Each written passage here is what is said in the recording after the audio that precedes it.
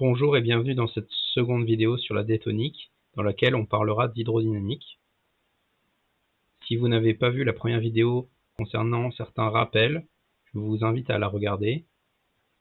Dans cette vidéo, je m'intéresserai au second chapitre d'un ouvrage de détonique de référence en apportant certaines corrections et en allant plus loin sur certaines notions.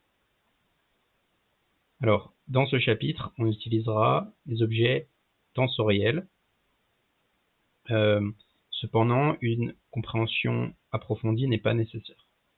Je vous invite à lire ce livre à droite sur l'algèbre tensorielle, qui est en anglais, comme vous pouvez le voir, with applications to continuum mechanics, ce qui est exactement ce qu'on est en train d'étudier ici, qui donne les bases de ce qu'est un tenseur. Si vous n'êtes pas intéressé par ce genre d'ouvrage, ce qu'il faut retenir, c'est que un vecteur scalaire à un vecteur donne un scalaire, mais nous, on veut autre chose. Donc on va avoir un objet qu'on va appeler tenseur, et que le tenseur scalaire à un vecteur va donner un vecteur. Ici, donc, on utilisera des objets de dimension 3 ou 4, et en particulier le tenseur tau. Et ce qu'il faut retenir, c'est que tau scalaire un vecteur donne un vecteur lui-même, pas un scalaire. Voilà, et que c'est une extension des matrices aux dimensions supérieures. Ça peut être également de dimension inférieure, mais c'est pas très intéressant ici. Tout d'abord, on va introduire le théorème du transport. Donc c'est un théorème qui est très utilisé en hydrodynamique. Donc on va utiliser des volumes qu'on va appeler volumes de contrôle, dans lesquels on va faire des bilans. Donc on va faire des conservations. Les conservations, vous en avez fait énormément, conservation de masse, etc. Voilà, donc on dit juste la grandeur se conserve, donc elle ne peut pas disparaître. En hydrodynamique, on conserve trois grandeurs, la masse, la quantité de mouvement et l'énergie. Contrairement à la mécanique du solide, les volumes de contrôle peuvent changer de forme en fonction du temps. Donc le théorème de transport s'exprime de la manière suivante. Donc la dérivée temporelle sur un volume arbitraire d'une fonction, donc l'intégrale d'une densité volumique, va être égale à l'intégrale volumique de cette fonction dérivée par le temps, plus un terme de transport, donc un terme advectif. Juste un point notation, c'est que dans l'ouvrage de référence, n scalaire ds, donc la surface normale de l'intégrale ici, d'ailleurs ça devrait être une intégrale de surface, oui, alors une précision, c'est que là on intègre le flux qui est sur la surface extérieure. Donc là, je viens de me rendre compte que ici c'est pas sur le volume de contrôle, c'est sur la surface de contrôle, de contrôle, c'est ça. Donc ici, ça devrait être un sigma, donc pour la surface. Et en particulier, on intègre sur un élément différentiel des sigma, avec ici la normale de la surface extérieure, ou des surfaces extérieures, puisqu'il peut y en avoir plusieurs. Et parfois, on peut trouver cette notation à droite, que n scalaire d sigma peut être noté d sigma avec un vecteur. J'aime beaucoup cette notation et j'utiliserai à partir de la vidéo suivante. Voilà. Et W, la vitesse d'entraînement, s'il y a une vitesse dans un fluide, qui correspond bien à ce qu'on avait défini dans la vidéo précédente. Alors, donc, on a le terme de gauche qui correspond au taux de variation de l'intégrale de f sur le volume VA. Ah, cette fois-ci, j'ai corrigé ça. L'intégrale sur le volume de la variation de f par rapport au temps, et ici, le flux de f à travers la section sigma, où W représente la vitesse locale de la surface sigma.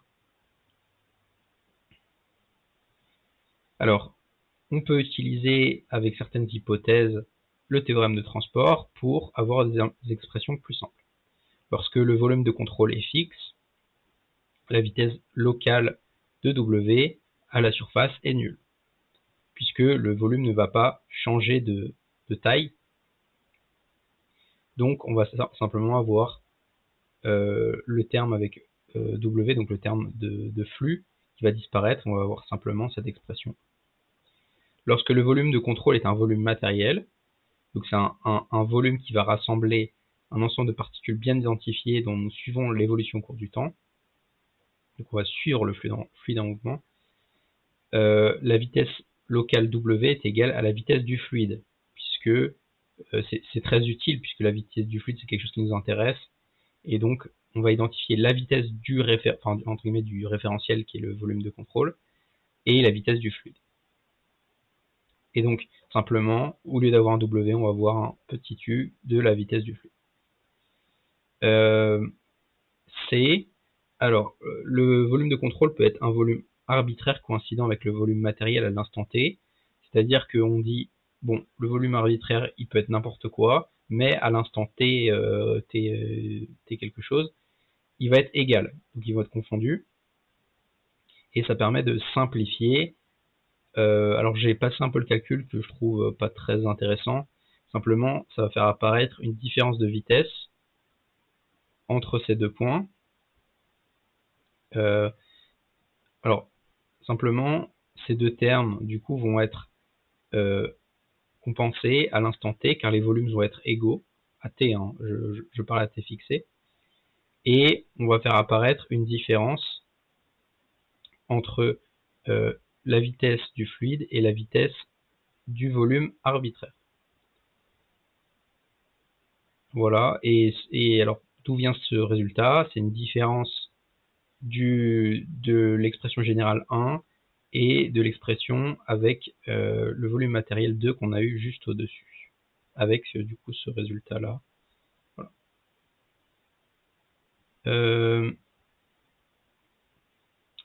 Alors, lorsque on décrit des équations de conservation dans le cas stationnaire, et qu'on a donc une vitesse d'entraînement W comme on l'a dit précédemment, on peut du coup dire que ce terme vaut 0 vu qu'on est dans un état stationnaire, et donc la variation dans le volume arbitraire va être nulle.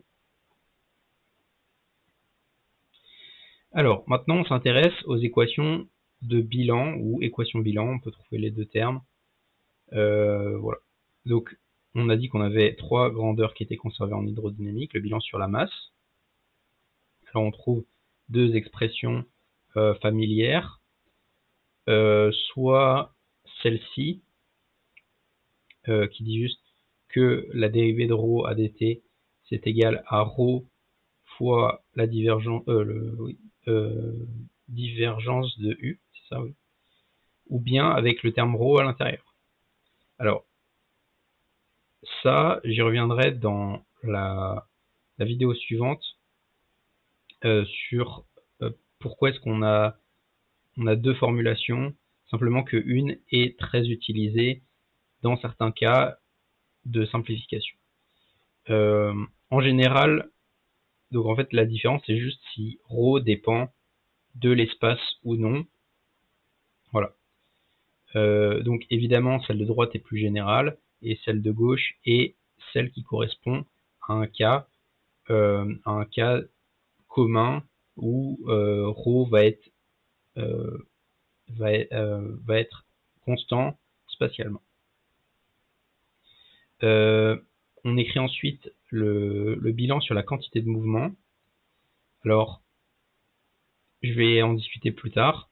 On a un terme de dérivée de la vitesse, on a un terme de pression P, on a un terme de tenseur des contraintes, et on a un terme de poids. Le bilan d'énergie, donc on s'intéresse à la dérivée de l'énergie par rapport au temps. On a un terme de flux à travers une surface matérielle. On a un terme de poids volumique, donc une force volumique, donc une puissance à partir du poids, un flux thermique convectif et un flux de chaleur qui peuvent s'exercer. Alors, pour le bilan de masse, on va considérer donc la masse M, qui est l'intégrale de ρ sur le volume matériel Vm. Donc, si on dit que le volume est de masse le volume est de masse constante, donc ça veut dire que la dérivée droite de m vaut 0. Et du coup, on peut appliquer le théorème du transport et séparer cette grandeur. Donc on va avoir deux termes. Un terme de dérivée partielle par rapport au temps et une dérivée advective. Donc à travers la surface, c'est-à-dire le flux de masse qui sort du volume par rapport à t.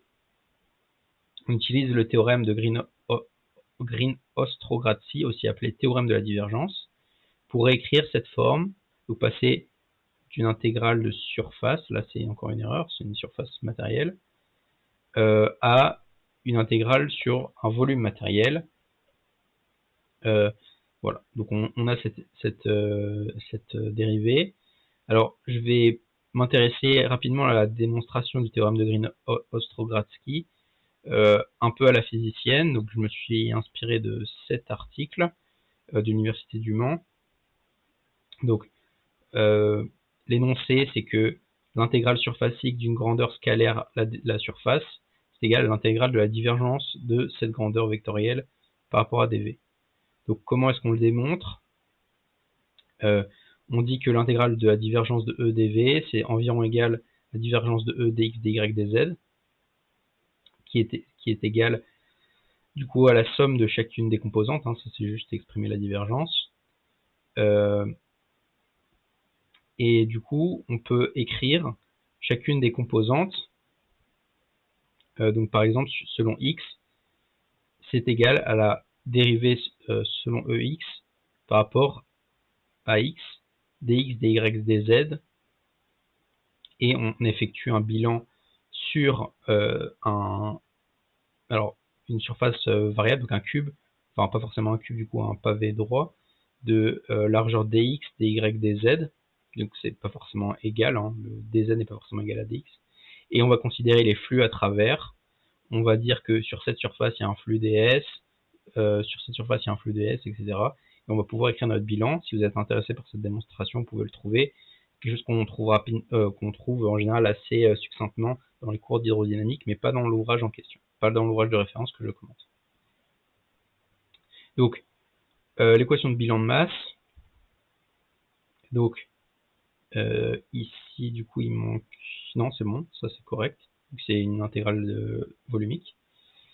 Donc, on va écrire nos deux intégrales volumiques en ayant appliqué le théorème de la divergence.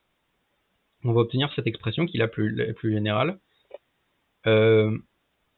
Alors, vous remarquez qu'on a supprimé les intégrales de volume. Alors, c'est un peu une triche, c'est un peu de la triche, puisque en fait, l'astuce pour passer de l'un à l'autre, c'est de dire que c'est valable pour tout volume de contrôle VM. Donc, c'est valable de manière microscopique. Donc là, on a une intégrale de volume macroscopique, et ici, on a un terme microscopique. Donc, ces expressions sont équivalentes parce que c'est valable pour tout VM. L'ouvrage ne s'embarrasse pas de justifier pourquoi on passe de l'un à l'autre, comment, quoi, mais voilà, il faut savoir que ce n'est pas égal, on passe pas directement de l'un à l'autre gratuitement. On peut trouver également cette expression, donc c'est un terme avec chacune des composantes exprimées, donc ça c'est valable pour tout J. Alors du coup x1 c'est la direction petit x, x2 c'est la direction petit y, et x3 c'est la direction c'est la direction petit z. Et donc là on a toutes les composantes, donc avec i égale 1, on retrouve le terme ici vectoriel, hein, puisqu'on a des vecteurs. Non, pardon. Je dis une bêtise.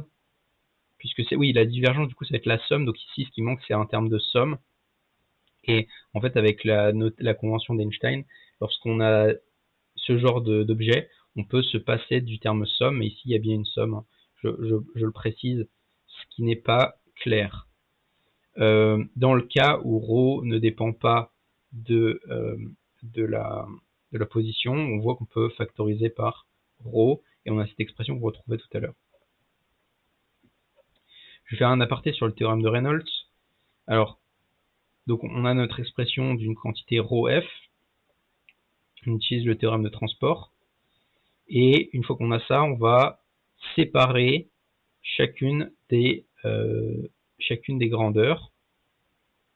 Donc ici, on peut appliquer la règle de la chaîne. Donc on a un produit, donc la dérivée d'un produit, donc on va avoir ce terme ici plus ce terme ici, et pareil pour le gradient, et on va obtenir ces deux termes-là et là. On va resimplifier et on obtient ce théorème général. Donc si on a une grandeur R fois F par rapport au temps et que R ne dépend pas, je ne l'ai pas écrit que R dépendait, on va obtenir cette expression, que ça c'est le théorème de Reynolds, si R ne dépend pas du temps bien sûr. Donc si F égale 1, on retrouve l'expression de la conservation de la masse. Donc là ici avec ρ, par exemple ρ à la place de R, ça va donner l'intégrale de ρ par rapport au temps, dérivée par rapport au temps, c'est égal à l'intégrale de la dérivée de ρ par rapport au temps intégré sur le volume. L'équation de quantité de mouvement, donc on a une grandeur quantité de mouvement qui est l'intégrale de ρ, la masse volumique, fois la vitesse u, intégrée sur le volume matériel Vm. Donc c'est équivalent à un principe très ancien, hein, qui est du coup le fait que la dérivée de la quantité de mouvement par rapport à dt, c'est l'égal à la somme des forces extérieures s'appliquant sur le volume. Donc c'est équivalent à ce qu'on peut retrouver très tôt, hein, c'est la somme des forces égale à ma. Alors dans notre étude, on aura deux types de forces. On aura les forces volumiques, typiquement le poids, mais on peut en trouver d'autres comme les forces magnétiques. On aura également des forces surfaciques, donc typiquement les contraintes qui vont s'appliquer à la surface, la pression, etc. Alors, l'auteur dit, pour un état de contrainte système, un état de contrainte système, il manque un mot, je crois que j'ai oublié de copier un mot. Pour un état de contrainte système dérivant d'un tenseur, nous avons alors le vecteur f qui vaut moins Pn, avec un n avec une flèche dans le mauvais sens, plus taux scalaire vecteur n, avec P la pression et taux le tenseur déviateur des contraintes. Alors là, on a plein de termes qui sont balancés.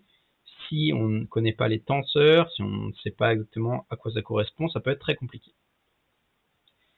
Alors déjà, une remarque, c'est que à certains endroits du livre plus tard, c'est que le taux il est appelé sigma, donc c'est un peu surprenant.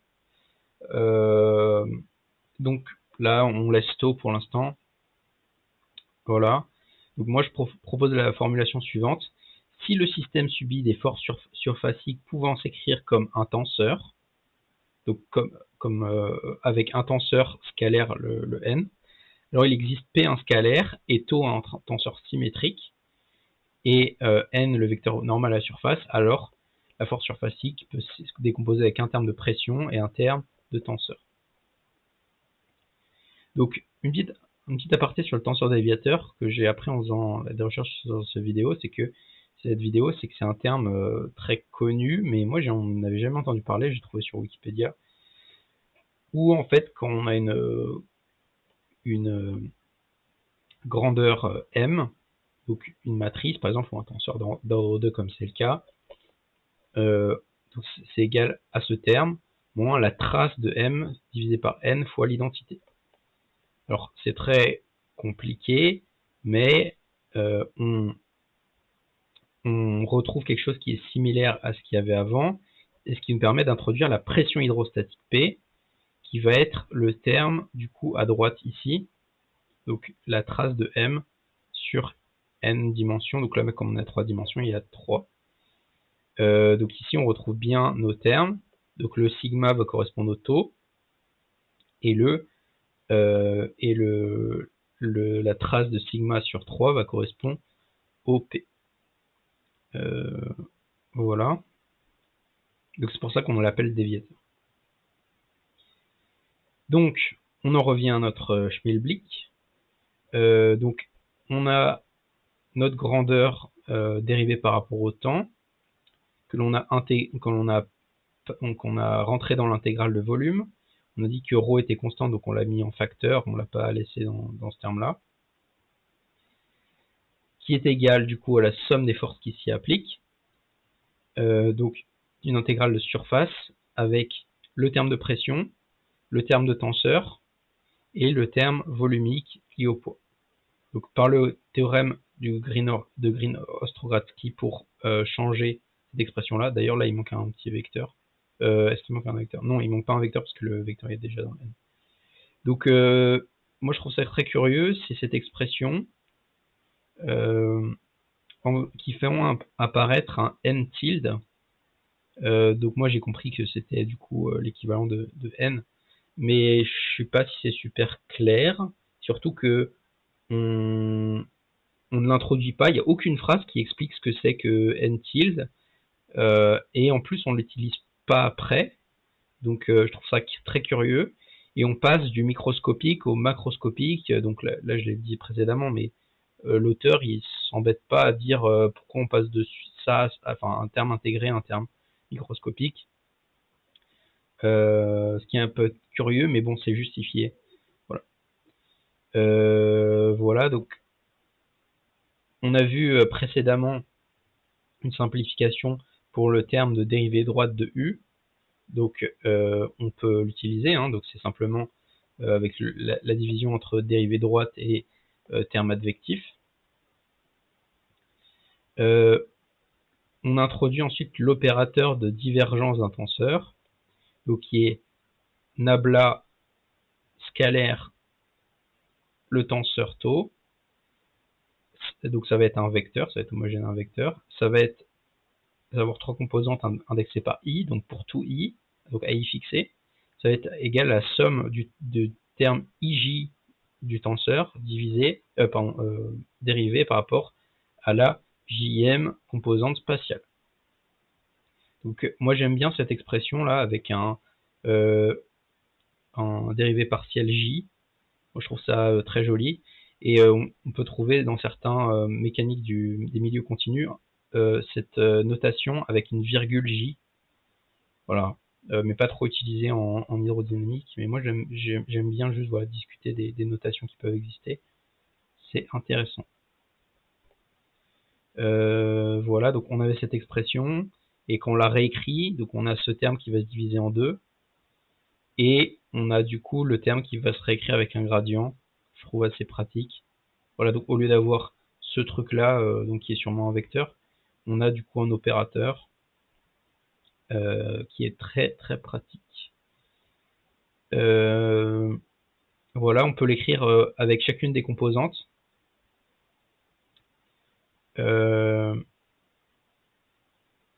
Donc pour chaque i, donc à i fixé, on peut l'écrire comme ça, donc c'est une expression qu'on trouve aussi fréquemment. L'auteur il utilise cette notation d'un nabla avec un gros point et un taux. Je trouve pas l'expression pratique, donc je vais utiliser cirque, donc le rond vide, qui est peut-être mieux pour moi à taper, mais je connaissais pas cette expression avec un point rempli. Donc voilà, juste à savoir, l'auteur utilise, quand moi j'utilise ça, lui l'auteur utilise ça.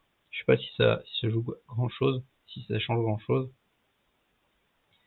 Ce qu'on peut remarquer, c'est que on s'embête pas de savoir si c'est un nabla vecteur, etc. Parce qu'on sait que on parle tout le temps d'un vecteur quand on utilise cette opération, donc on omet le signe vectoriel ici.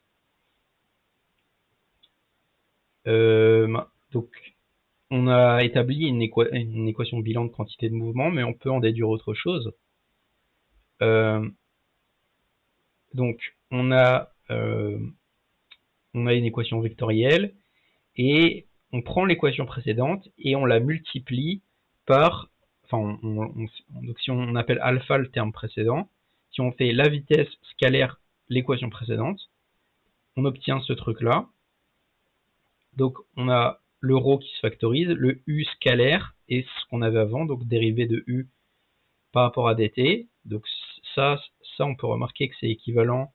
Donc là on a quelque chose qui est la forme x fois la dérivée de x par rapport à dt, donc c'est l'équivalent de dérivée de x au carré sur 2, ici, et égal à u scalaire, donc le terme qu'on avait avant dans l'équation précédente. Ce qu'on remarque, c'est qu'on a quelque chose qui est de l'ordre de une vitesse au carré divisé par 2, dérivée par rapport au temps. Donc ici, on a une quantité qui est du coup une énergie cinétique, enfin plutôt une puissance cinétique, puisqu'on dérive par rapport au temps, mais ici, en tout cas, dans le terme dérivé, on a du coup une énergie cinétique. Donc on appelle ce terme le taux de variation de l'énergie cinétique. Alors, on a ce terme ici, donc en vert, qu'on peut expliciter, donc voilà, ça correspond à ça.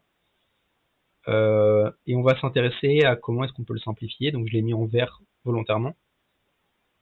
On va introduire la fonction dissipation. Donc taux, le tenseur taux, avec un produit double du gradient du vecteur. Donc ce qui va donner cette expression, qui peut sembler un peu étrange.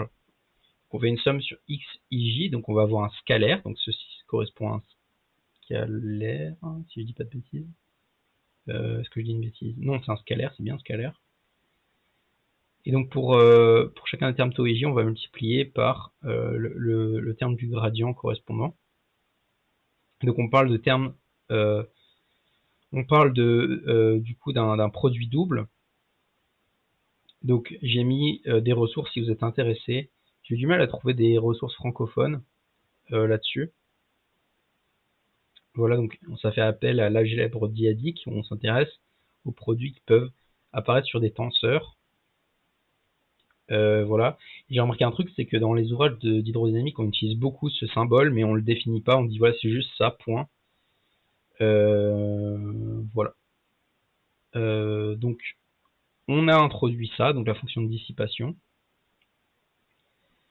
Le terme en vert qu'on avait avant, qu'on veut expliciter, ça va être égal à un terme en rouge plus un terme en orange. Alors c'est très simple, hein. Juste on a utilisé la règle de la chaîne, donc le terme en rouge qui est du coup taux ij fois uj, et on applique la règle de la chaîne et on sépare. On a un terme qui va du coup être le gradient de taux et un terme qui va être du coup le gradient de u. Donc on réécrit en remplaçant le vert par le rouge et l'orange qu'on obtient ici. Donc c'est ce qu'on appelle l'équation de conservation de l'énergie cinétique. Voilà, donc on a ce terme ici, donc on retrouve notre terme introduit de dissipation et ce terme en rouge que je ne détaillerai pas, mais c'est une expression qu'on peut retrouver souvent. Alors, donc qu'est-ce que je souhaite dire?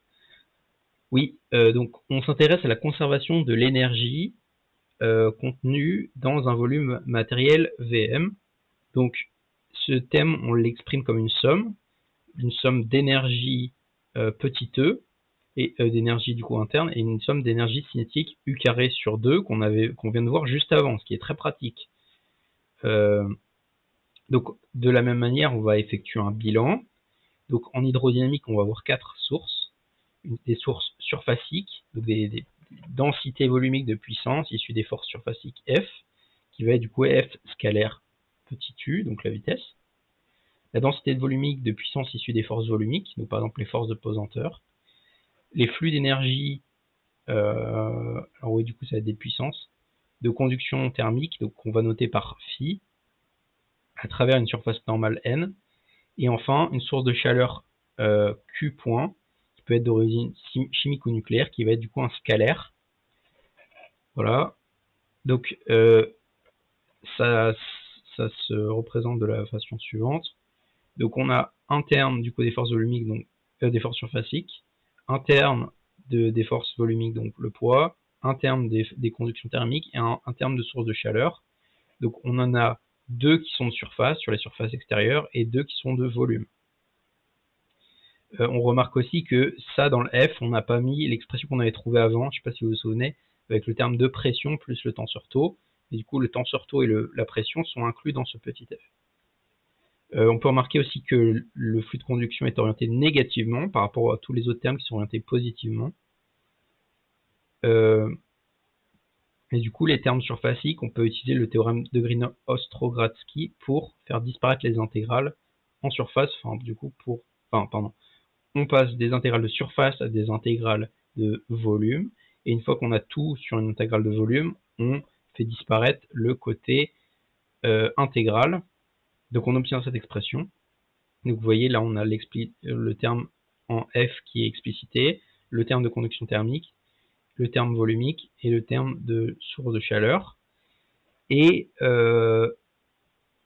on a du coup cette expression, donc pour rappel on a E plus U carré sur 2, mais vous vous souvenez U carré sur 2 on l'avait vu juste avant, donc on peut faire la différence des deux. Alors le terme de poids se simplifie, le terme Q point et le flux de chaleur reste. Ce terme là il vient d'ici. Par contre je suis pas sûr d'avoir compris exactement d'où venait ce terme-là, de quelle façon. Donc j'imagine qu'il vient de là, moins un autre terme qui se compense. Donc je me suis intéressé à la démonstration. Si on fait ça moins l'équation d'avant, on obtient en bilan moins le gradient de P scalaire U, plus U gradient de P, et on est censé trouver P sur ρ dérivé de ρ sur P. Donc j'ai pas trouvé la démonstration, j'en suis désolé. Mais on est censé obtenir ça. Alors, une autre expression qu'on peut trouver, c'est celle-ci. Donc vous remarquez qu'elle est analogue, sauf que au lieu du taux, on trouve un sigma. Donc c'est ce que j'expliquais plus tôt, c'est que dans l'ouvrage, on trouve parfois taux à la place de sigma ou sigma par rapport à taux. C'est pas bien grave, c'est pas la fin du monde. Voilà, avec du coup les sommes et les expressions qu'on retrouve. Sachant qu'avec la convention d'Einstein, on pourrait aussi se passer d'écrire explicitement le terme somme, puisqu'il est implicite dans l'écriture. Puisqu'en fait ici on a un scalaire, donc on n'a pas forcément un vecteur, donc ça veut dire qu'on est obligé de faire une somme pour avoir un scalaire. L'équation du bilan d'énergie, alors l'auteur dit, voilà, d'après la relation de Gibbs, qui est du coup de la thermodynamique, qui ne sera pas démontrée ici, on a cette relation, donc TdS égale à dE moins P sur ρ carré dρ. Et donc on transforme l'équation en dE par une équation en ds, donc on obtient cette expression. Et du coup on a la variation d'entropie exprimée. On va s'intéresser aux écoulements particuliers. Donc, si on fait l'hypothèse du fluide parfait, la conduction thermique et les déviateurs sont nuls. Donc, s'il n'y a pas de contrainte qui s'exerce sur la surface, c'est-à-dire qu'il n'y a pas de entre guillemets frottement entre les différents fluides. Mais par contre, il y a toujours une pression. Donc, je ne sais pas si c'est clair ce que j'ai dit, mais c'est ce qu'on appelle le cisaillement. Il n'y a pas de cisaillement. Je vous invite à regarder cisaillement en hydrodynamique si vous êtes intéressé. Et pas de conduction thermique. Donc ça veut dire qu'on n'ajoute pas, on n'a pas mis un radiateur sur les parois du système. Les équations en bilan peuvent donc être simplifiées. Donc ça, c'est notre bilan de, que je dise pas de bêtises. Donc ρ U, c'est de la quantité de mouvement, donc dérivée de quantité de mouvement, donc c'est le taux de variation de quantité de mouvement qui est du coup expliqué ici. Donc c'est ce qu'on appelle l'équation d'Euler. Voilà. On introduit le terme nu qui vaut 1 sur ρ, donc qui est du coup là, volumique. Ah, j'ai un trou, je sais plus comment ça s'appelle, il y a un nom pour nu que j'ai oublié. Et du coup, Q point nu qui vaut le flux massique de chaleur qui est introduit ici. Voilà. Donc qui nous permettent d'obtenir un flux massique. Est-ce que je dis pas une bêtise? Non, ça a l'air ok. Ce qui me gêne, c'est comment on est passé, comment on est arrivé là. Oui, c'est la simplification. Oui, du coup, c'est la simplification de l'équation d'énergie interne qu'on avait trouvée avant. Parce qu'en même temps, je réfléchis si je dis que je suis pas en train de dire une bêtise. S'il n'y a pas de source de chaleur, donc Q.0, donc typiquement une production chimique ou nucléaire, ce terme se simplifie. Et du coup, le terme ds qu'on avait trouvé avant vaut 0. Ça veut dire que dans un fluide sans contrainte de cisaillement, sans phi, Et avec Q point égale à 0, ça veut dire que l'entropie est constante sur chaque trajectoire ou ligne de courant. Alors, ça suppose du coup qu'il n'y a pas de perte d'entropie, mais c'est pas super grave. C'est pas super grave dans ce qu'on étudie, parce qu'on pourrait dire ah oui, mais en thermo on a vu qu'il y a du coup une augmentation de l'entropie, et du coup ce serait pas vrai. Mais c'est pas grave.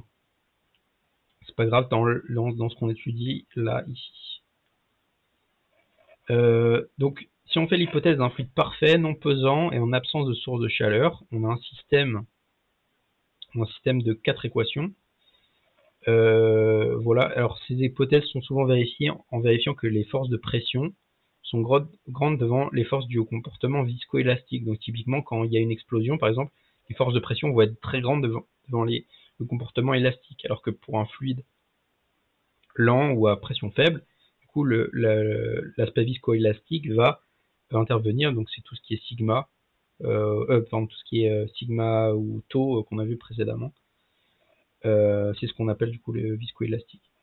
L'écoulement est décrit du coup par un système de 4 équations.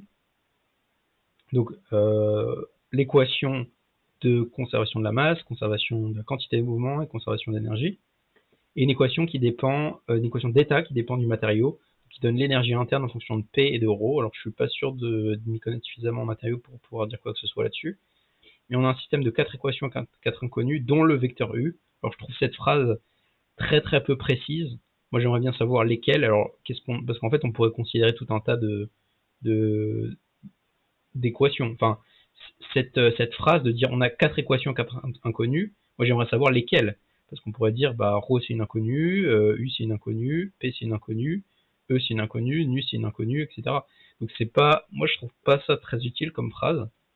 Mais en tout cas, ce que l'auteur voulait dire, c'est qu'on a un système qui est déterminé complètement. Mais ça aurait été intéressant de savoir quels sont ces inconnus. Moi j'aimerais beaucoup savoir quels sont ces inconnus. Lorsqu'on fait l'hypothèse d'un fluide newtonien, donc je vous invite à vous renseigner sur les fluides newtoniens et non newtoniens, donc les fluides réofluidifiants, des trucs comme ça. On peut écrire le tenseur des contraintes de la forme suivante, donc le taux. Donc ça c'est une définition, hein, c'est une définition de newtonien, ce qu'on peut écrire de la façon suivante. Donc on introduit du coup le terme mu de viscosité dynamique, qui se trouve ici, le mu. On introduit kappa, la viscosité en volume, et on introduit tau ij, le tenseur de Kronecker, qui vaut 1 si i égale j. Par exemple, si c'est delta 1,1, ça vaut 1. Si c'est delta 1,2, ça vaut 0, puisque ça vaut 0 sinon. En pratique, pour les fluides usuels, K est très inférieur à mu. Du coup, ce terme va disparaître en ordre de grandeur. Et on va obtenir cette expression. Voilà, donc on a cette expression. On peut la remplacer dans l'équation de conservation de quantité de mouvement. Donc, je ne vais pas m'intéresser à l'expression, mais simplement on obtient ça. Alors, c'est très facile d'obtenir cette expression. Il suffit de remplacer, de simplifier, etc. C'est pas bien dur. C'est ce qu'on appelle du coup l'équation de Navier-Stokes. Donc, c'est Navier-Stokes avec certaines simplifications, évidemment. Voilà. Quelques ordres de grandeur. Donc, mu et nu. Alors, nu, c'est la version pondérée par la masse volumique de mu. Donc, elles sont reliées entre elles. Et quelque chose qui peut frapper, c'est que là, nu, il le présente comme un mètre moins 2 sur seconde moins 2. Alors, quand j'ai lu ça, j'étais interloqué, j'étais choqué. Parce que nu, il fait partie des variables qui sont utilisées dans les équations de diffusion. Donc, pour moi, c'est évident que ça ne peut pas être mètre moins 2, seconde moins 2, c'est mètre carré, seconde moins 2, comme tous les coefficients de diffusion. Donc, si vous vous intéressez aux équations de diffusion, vous trouverez que beaucoup de coefficients s'expriment de cette façon avec un terme en mètre carré, seconde moins 1, quelque chose qui revient très souvent si vous faites de la physique. Alors, ensuite, intéressons-nous aux ordres de grandeur. Donc, on a 10-3 pour le mu, sachant que ρ vaut 10,3, donc on a bien 10-3 divisé par 10,3, ça fait bien 10-6. Pour l'huile, du coup, on remarque qu'on a une densité volumique qui est à peu près du même ordre, mais on n'a pas du coup tout le même mu. Ce qui veut dire qu'en fait, on a un fluide visqueux, très très visqueux. Et pour l'air, au contraire, on va voir un fluide qui est très peu visqueux et en plus très léger. Donc on va voir le nu qui va être ici supérieur à l'eau, bien que attends, qu'est-ce que je raconte? Oui. Bien que le mu du... Attendez, qu'est-ce que je raconte? Oui. Que l'air va être supérieur à l'eau pour le nu, mais inférieur pour le mu. Parce que du coup, la masse volumique n'est pas la même. Donc ces coefficients sont intéressants à connaître en ordre de grandeur, notamment celui de l'eau. Celui de l'eau est très très fréquent, et connaître l'ordre de grandeur pour l'air aussi. Pour l'huile, je suis pas sûr, je sais pas qui fait des écoulements avec l'huile. Peut-être pour les écoulements très lents ou pour montrer certains aspects visqueux. Ça peut être intéressant de connaître celui de l'huile. Voilà. Donc on avait cette équation avec l'hypothèse du fluide non pesant. Donc le terme ρg disparaît. Et alors là, il y a écrit, on peut écrire l'équation avec le vecteur tourbillon. Vecteur oméga égale à nabla produit vectoriel oméga vectoriel du coup vecteur u. Alors bah du coup là c'est problématique parce qu'on a une définition qui utilise le terme en lui-même, et moi je pense que c'est faux, hein, ça doit être une erreur. Moi je pense que c'est oméga vecteur qui est égal au rotationnel de v, donc nabla vectoriel v. Et je pense que c'est juste un mauvais copier-coller malencontreux, puisqu'en fait c'est corrigé à l'étape suivante. Donc moi quand je fais mon calcul, je retrouve bien ça, donc qui est bien l'expression qui est donnée. Alors comment est-ce qu'on a utilisé? On a simplifié le terme v grade v de v, et on utilise ceci. Donc je ne donne pas la démonstration, mais c'est quelque chose qui se trouve très facilement sur internet, et qui est pas super intéressant. Alors c'est très calculatoire, c'est qu'il faut expliciter tous ces termes, expliciter tous ces termes, expliciter tous ces termes, et resimplifier, et tout simplifier très bien. Voilà, donc on a changé le terme qui était là en v grade v de v par ce terme là, donc on obtient bien cette expression. Et elle est donnée dans le livre pour une composante, donc que pour x, pour un écoulement unidimensionnel, mais je trouvais pas ça intéressant. Je trouvais pas ça super intéressant, mais faites-le si vous êtes intéressé. Voilà. Si l'écoulement est permanent, du coup ce terme se simplifie, il vaut 0. Et si c'est en isentropique, du coup ds égale à 0, donc on a l'expression du coup de dE, si je sais pas si vous vous souvenez la relation de Gibbs avant. Et on a aussi l'expression de dH, donc la dérivée de l'enthalpie. Donc on remarque qu'on a du nu dp qui est là, nu dp, et le PDV n'est pas intéressant, donc soit on peut l'exprimer, on peut du coup remplacer ce terme par un gradient d'enthalpie. Du coup, donc on a cet objet qui apparaît, donc le gradient de l'énergie cinétique plus de l'enthalpie, plus le rotationnel de V égale à 0. C'est une équation vectorielle. On va s'intéresser à savoir comment est-ce qu'il est orienté dans l'espace. Donc, je ne sais pas si vous vous souvenez de la vidéo précédente où on orientait selon T le transversal et N la direction orthonormale. Par définition, quand on fait rotationnel d'un objet, ça veut dire que on est orthogonal à cet objet, c'est obligé, ou bien nul, évidemment. Donc ça veut dire que cet objet, donc peu importe ce que contient oméga, cet objet sera orthogonal à U. Or U est collinéaire avec N, ça veut dire que cet objet sera forcément selon N, il ne sera pas selon T. Donc ça veut dire que cet objet vaut 0 selon la composante T. Cet objet n'est pas forcément nul selon T, mais juste ça veut dire que ça veut donc juste dire que le gradient selon la trajectoire T de cet objet, selon la direction de la vitesse, est nul. Ça veut dire que la grandeur u carré sur 2 plus h est constante selon la trajectoire. Voilà. Donc ça veut dire qu'on peut écrire pour une ligne de courant L0 en tout point de l'abscisse curviligne que u carré de L0 S, donc pour une ligne de courant à l'abscisse curviligne S, au carré sur 2, donc l'énergie cinétique, plus la même chose pour l'enthalpie, est égal à une constante qui dépend du coup de la ligne de courant. C'est ce qu'on appelle le théorème de Bernoulli. Voilà. Donc on reprend l'équation précédente. Et on dit du coup que les deux ont une composante sur le vecteur n. Alors je l'ai mal formulé parce que du coup là ça laisse sous-entendre que ce terme n'a qu'une composante sur n, ce qui est faux. Enfin, du coup si le gradient est nul, enfin du coup oui, les deux sont entièrement sur n. Et on en conclut que du coup la dérivée selon n de le terme d'énergie cinétique et d'enthalpie vaut moins le rotationnel selon n, donc qui est juste la composante. Voilà. Et en particulier, si le vecteur tourbillon est nul, ça veut dire que ce terme est constante sur n. Donc voici un rappel.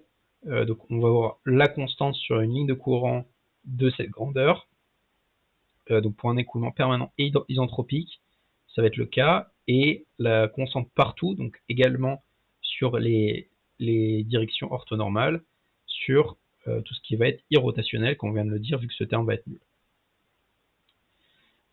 Pour les milieux isentropiques et incompressibles, donc je crois que j'ai rajouté isentropique parce que ça n'y était pas dans l'ouvrage. L'énergie interne est constante, il manque un S, hein, super. Voilà. La grandeur du coup u carré sur 2 plus p sur ρ est constante. Alors ça simplifie quelque part. J'avoue que je sais pas trop où. Je sais pas du tout. Je réfléchis. DS.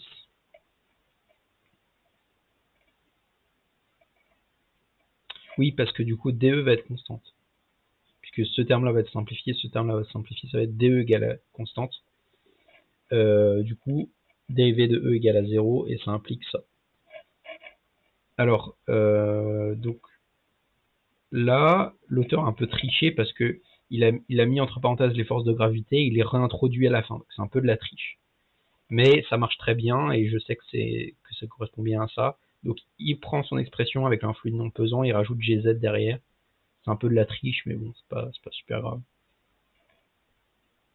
Et on peut trouver des définitions qui ont ça directement intégré. Alors là, je trouvais ça très curieux, c'est que là, il nous introduit un formalisme multidimensionnel, où il propose les bilans de masse dans des repères cylindriques de dimension alpha. Donc alpha égale 0, c'est une géométrie plane, cylindrique avec un alpha qui vaut 1, et sphérique avec alpha qui vaut 2. Et du coup, il nous propose l'équation de masse qui est présentée là avec un alpha. Il utilise le résultat une fois, enfin je l'ai vu une seule fois, mais je sais pas si c'est si intéressant que ça. Je l'ai moi-même jamais vu. Donc voilà, il écrit cette équation de bilan de masse. Voilà, je sais pas trop quoi en dire. Juste que c'est vrai, mais enfin évidemment que c'est vrai. Mais... Voilà, donc ça vient des repères cylindriques et sphériques, évidemment. Voilà. Donc il refait la même chose avec les variables de Lagrange. Donc pour rappel, les variables de Lagrange sont définies avec un instant t0. Donc r va dépendre de r0, donc la position à l'instant 0, et la variable t. Et en particulier, ça c'est très utile parce que quand on va dériver par rapport à t, ça va être une dérivée à r0 fixée, et lorsqu'on va dériver par rapport à r0, ça va être à t fixé. Donc la vitesse, ça va être juste une dérivée partielle de r par rapport à t. Le bilan de masse sous forme intégrale, donc là j'ai rien compris, je sais pas d'où ça sort. S'il propose ça, mais je sais pas d'où ça sort exactement. Et il dit que cette forme c'est équivalent à cette forme. Donc ça m'a l'air plus clair, la forme en dessous m'a l'air plus claire. Parce que c'est quelque chose qu'on trouve souvent dans les équations différentielles, de retrouver un truc de la forme en dessous. Mais ce qu'il appelle bilan de masse sous forme intégrale. J'avoue que je ne comprends pas d'où il vient. Voilà. J'imagine que c'est l'équation de bilan de masse d'avant qu'on avait retrouvé là, mais sous une autre forme. Mais j'avoue que je comprends pas trop comment il a fait. Peut-être que en fait il a mis un point et le point c'était pas juste une séparation, en fait c'était un scalaire et que c'est pas et en fait c'est scalaire, mais du coup ça veut dire que ρ égale à 0. J'avoue que je comprends pas trop cette formulation. Donc moi je considère que le bilan de masse le bilan de masse, celui qui est exprimé en bas, il me semble plus clair et qui correspond avec ce que j'ai déjà vu en équation différentielle. Le bilan de quantité de mouvement, donc pareil, là il le réexprime avec un alpha. Il le réexprime avec un alpha, très bien. C'est quelque chose pareil qu'on peut retrouver facilement, entre guillemets facilement. Le bilan d'énergie qui ne change pas. Et l'auteur il dit que les formulations lagrangiennes sont plus intéressantes pour résoudre des écoulements. Alors, je sais pas s'il parle de résolution numérique ou s'il parle de résolution analytique ou de problèmes d'ingénierie. Je sais pas trop, mais bon, voilà, c'est une remarque intéressante. Donc on propose un écoulement. Alors, j'ai été très surpris par les notations qu'il prenait. Donc on a un tube de courant dans lequel il y a un écoulement unidimensionnel, donc selon une seule direction, d'un fluide parfait dans un référentiel en mouvement. Donc tu peux imaginer un fluide, donc par exemple qui va de gauche à droite, selon une vitesse U. On définit un volume arbitraire VA dans lequel on fait notre étude. Et ce volume arbitraire se déplace à la vitesse D. Voilà. Il y a un espace qui a sauté là, ici. Ce volume est défini à gauche par la surface A0 et à droite par la surface A1. Et on a également une abscisse curviligne S qui n'est pas indiquée ici. On a N0 et N1 qui sont les normales pour les surfaces A0 et A1 respectivement. Et donc là, une remarque qui était mise sur le schéma, mais que du coup j'ai pas commenté, c'est que la surface en 0 elle est orientée négativement, parce que du coup le fluide il va dans le sens opposé à N0, parce que N0 est sortant par rapport à l'intérieur du volume. Et du coup là, le fluide va de gauche à droite et pas de droite à gauche, du coup il est dans la surface opposée à N0. Donc c'est quelque chose à souligner. Je sais pas ce que l'auteur voulait dire par I vectoriel majuscule, parce qu'il l'a pas introduit. Voilà, ce serait peut-être bien d'introduire ces grandeurs. Mais je sais pas trop ce qu'il a voulu dire exactement. J'imagine que c'est selon l'axe. Et du coup, D, est-ce que D est forcément selon l'axe, vu la représentation qui a marqué ici? Je sais pas. Je sais pas du tout. Voilà. Donc on a écrit le théorème de transport dans le cas d'un référentiel en mouvement, comme on l'a vu précédemment. L'écoulement est permanent, donc le terme ici va se simplifier. Le théorème du transport, du coup, s'écrit comme ça. Très bien, on écrit la conservation de la masse dans le cas d'un référentiel en mouvement. Donc ce principe va se réduire à ça, donc je vous laisse faire les calculs, hein, c'est pareil ce qu'on a fait avant. On a trois surfaces, donc l'entrée, la sortie et la surface latérale, donc tout ce qui est à l'extérieur du cylindre, même si c'est pas un cylindre je sais pas si vous voyez ce que je veux dire, hein, mais c'est la surface extérieure qui n'est ni à 0 ni à 1, tout le reste. Voilà. Le terme ici, U-D scalaire sigma d sigma, va être nul, car la vitesse est forcément orientée dans le sens du courant. Donc comme on l'a vu au-dessus, U-D est forcément tangent. Donc lorsqu'on va expliciter ces termes sur chacune des surfaces, on va voir le terme d'entrée, le terme de sortie, qui vont apparaître ici. Et comme N0 et N1 sont opposés, il y a un terme moins qui va apparaître. Voilà. On fait la même chose avec la quantité de mouvement. Donc on va avoir du coup le terme de pression qui va apparaître. Donc on a un terme convectif qui va apparaître, donc la convection de quantité de mouvement qui sort à travers la surface, qui va se compenser par la pression. Donc ça veut juste dire la quantité de mouvement perdue dans l'écoulement correspond à la pression exercée sur les surfaces extérieures. Très simple. Très simple, très simple.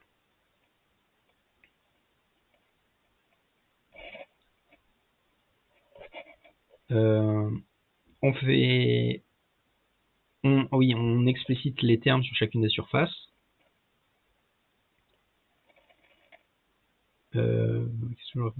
Oui.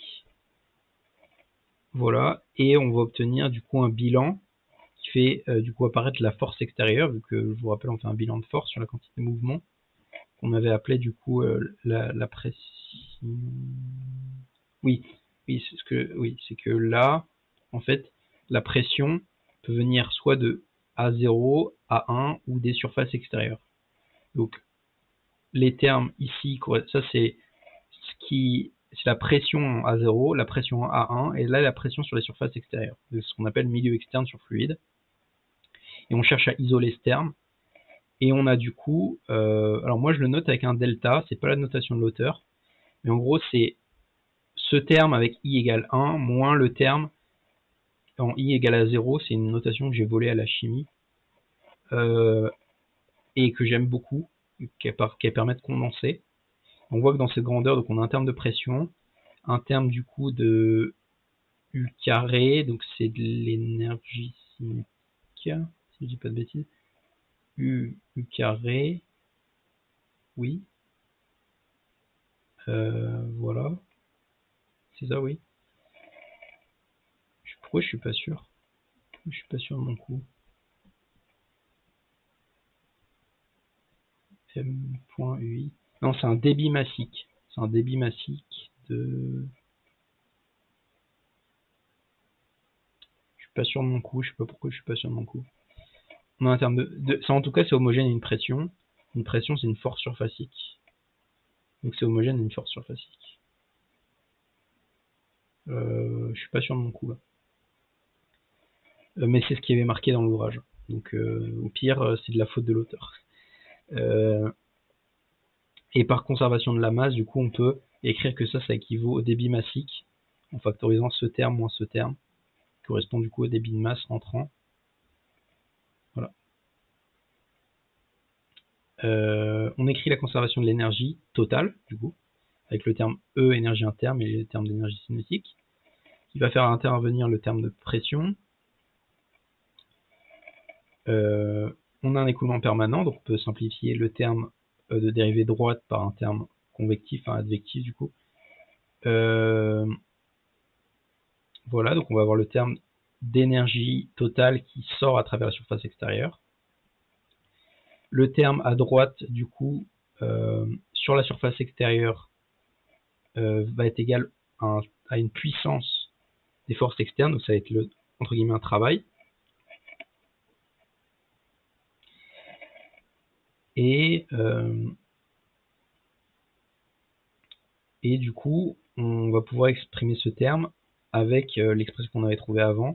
Donc les pressions, les travaux de pression sur les autres surfaces qui ne sont pas la surface extérieure, et tout le reste ici, sachant qu'on n'a pas de